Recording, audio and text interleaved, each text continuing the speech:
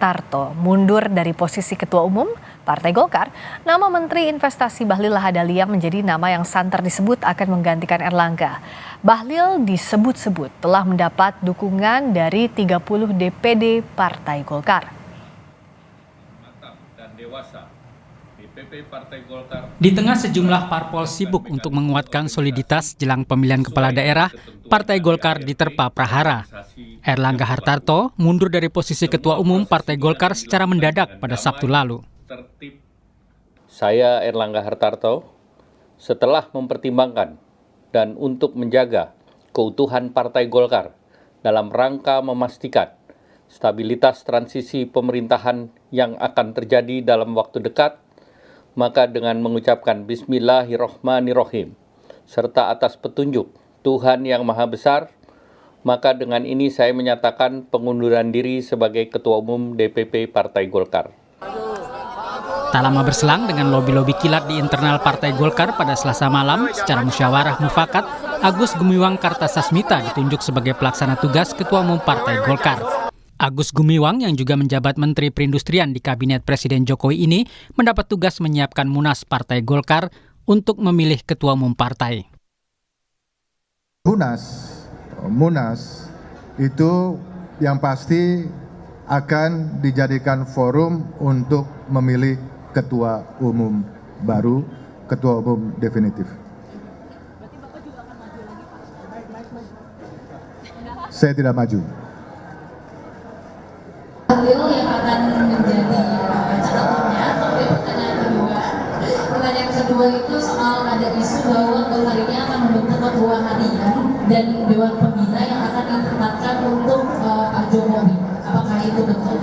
Kedua pertanyaan itu saya jawab jadi satu, yaitu semua nanti keputusan terhadap siapa yang akan menjadi ketua umum terpilih, semua keputusan berkaitan dengan format organisasi ditentukan di Munas. Salah satu nama yang menguat sebagai calon Ketua Umum Partai Golkar adalah Bahlil Lahadalia.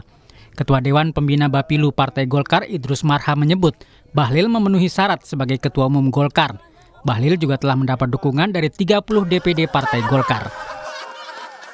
Bahlil Lahadalia adalah memenuhi syarat ya secara organisatoris seperti itu.